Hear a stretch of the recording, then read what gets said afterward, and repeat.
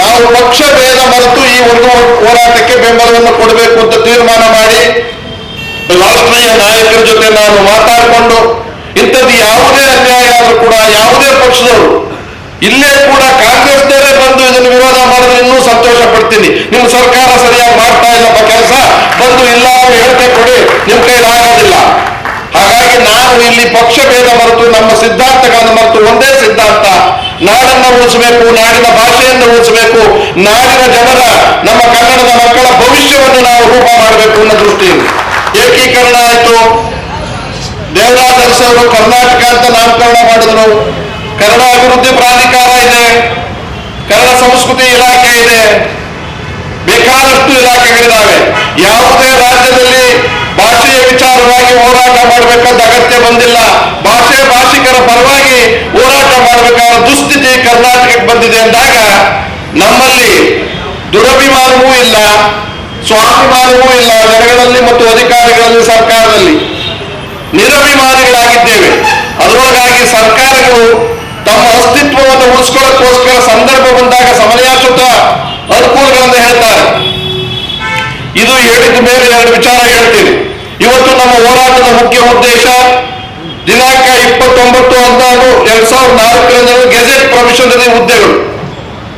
ನಾನು ಶಿಕ್ಷಣದಲ್ಲಿ ಕನ್ನಡ, ಉದ್ಯೋಗದಲ್ಲಿ ಕನ್ನಡ, ಇವೆರಡೂ ವಿಚಾರವನ್ನು ಬೇಕಾದಷ್ಟು ಪ್ರತಿಪಾದನೆ ಮಾಡಿದ್ದೀನಿ. ನಮ್ಮ ಊರಿನಲ್ಲಿ ನಮ್ಮ ಭಾಷಿಗರಿಗೆ ಜಾಗ ಸಿಗದೆ ಬೇರೆಯವ್ರನ್ನ ತಂದು ತಕ್ಕಂತ ಕೆಲಸ ನಡೀತಾ ಇದೆ. ಸರ್ಕಾರ ಜವಾಬ್ದಾರಿ ರಹಿತವಾಗಿ ಜವಾಬ್ದಾರವಾಗಿ ನಡ್ಕೊಂಡಿದ್ದಿದ್ರೆ ಈ ಸಮಸ್ಯೆ ಬರ್ತಾ ಇರಲಿಲ್ಲ. ಇವತ್ತು ಈ ದುರಂತ ಆಗಿದೆ.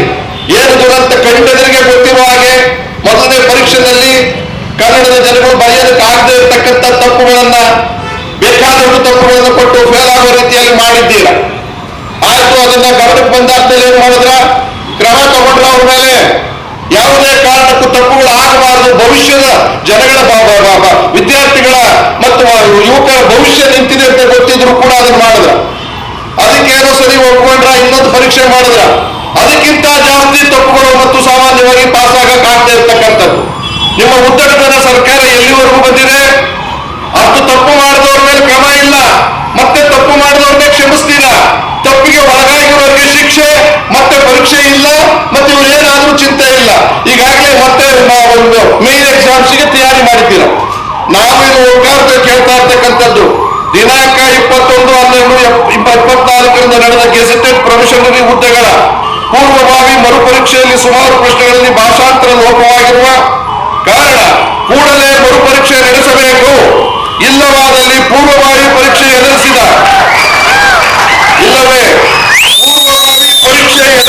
ಎಲ್ಲ ಅಭ್ಯರ್ಥಿಗಳಿಗೂ ಮುಖ್ಯ ಪರೀಕ್ಷೆ ಬರೆಯುವ ಅವಕಾಶ ಕೊಡಬೇಕು. ಉದ್ಯೋಗ ನೀತಿ ತಂದರು, ಕಾಯ್ದೆ ತಂದರು. ಕನ್ನಡಿಗರಿಗೆ ಉದ್ಯೋಗ 80% ಮೇಲೆ 60% ಮೇಲೆ ಕೆಲವರಿಗೆ ಈ ತರದೆಲ್ಲ ತಂದರು. ತಂದಾದ್ಮೇಲೆ ಈ ಸರ್ಕಾರ ಅಷ್ಟು ಪ್ರೀತಿಯಿಂದ ಕನ್ನಡದ ಬಗ್ಗೆ ಮಾತಾಡೋರು ಅದು ಸದನದಲ್ಲಿ ಮಂಡಿಸಿ ಒಪ್ಪಿಗೆ ಎಲ್ಲ ಆದ್ಮೇಲೂ ಕೂಡ ಅನುಷ್ಠಾನ ತರಕ್ಕೆ ಬೇರೆಯವರು ಒತ್ತಡ ಬಂತು. NRIನವರು, ITBT-ನವ್ರದು, ಶ್ರೀಮಂತರದು ಅದನ್ನು ತಡೆಗಟ್ಟೆ ಕೂತಿದ್ದಾರೆ. ಕನ್ನಡಿಗರಿಗೆ ಉದ್ಯೋಗ ಕೂಡ ಆಗ್ತಲ್ಲ, ಒಪ್ಪಿರೋ ಆಗ್ತಲ್ಲ ಅಂದ್ರೆ ಇವ್ರನ್ನೇನ್ ನಂಬಕ್ಕಾಗತ್ತೆ? ಸುಳ್ಳು ಸರ್ಕಾರ, ನುಡಿದಂತೆ ನಡೆದೇ ಇರ್ತಕ್ಕಂಥ ಸರ್ಕಾರ. ಅಪಾರವಾದ ಪ್ರೀತಿ ಇತ್ತು ಸಿದ್ದರಾಮಯ್ಯನವ್ರ ಮೇಲೆ. ಕೇವಲ ಶೋಷಿತರ ವರ್ಗದವರ ನಾಯಕರಷ್ಟೇ ಅಲ್ಲ, ಕನ್ನಡಕ್ಕೆ ಖಂಡಿತವಾಗ್ಲೂ ಕಡ್ಡಾಯವಾಗಿ ಇವರು ಎಲ್ಲವನ್ನೂ ಮಾಡ್ತಾರೆ ಅಂದಾಗ ಆ ಒಂದು ಆಕ್ಟನ್ನ ಇದುವರೆಗೂ ತಡೆಯದಿದ್ದಾರೆ. ಮತ್ತು ಇವತ್ತು ಜಾತಿ ಗಣತಿ ಇದೆ. ಜಾತಿ ಗಣತಿ ಬಂದ್ರೆ ಕೇವಲ ಒಬ್ಬರಿಗೆ ಅನುಕೂಲ ಆಗಲ್ಲ.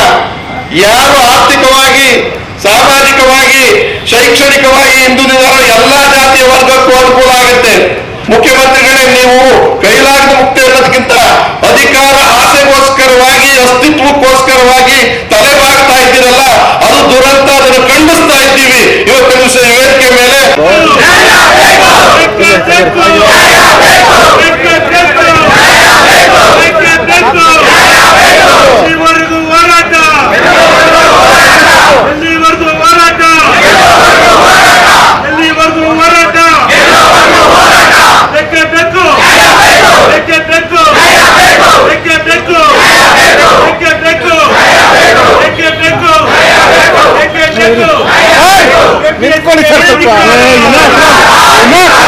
ಸುಮ್ಮನೆ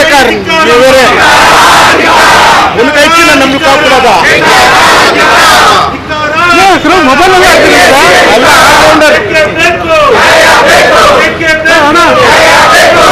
ಹೆಚ್ಚಿನ ವಿಡಿಯೋಗಳಿಗೆ ಪ್ರತಿಧ್ವನಿ ಯೂಟ್ಯೂಬ್ ಚಾನೆಲ್ ಸಬ್ಸ್ಕ್ರೈಬ್ ಮಾಡಿ, ಬೆಲ್ ಐಕಾನ್ ಕ್ಲಿಕ್ ಮಾಡಿ.